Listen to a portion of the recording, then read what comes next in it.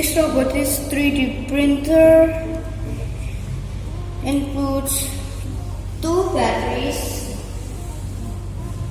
2 motors,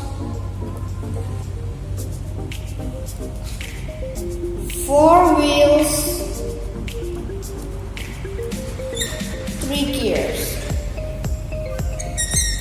Now this 3D printer is for printing 3D things like cubes. You can make shapes using 3D printer, and you have to buy a computer before you buy the 3D printer. Let me show you how this 3D printer works.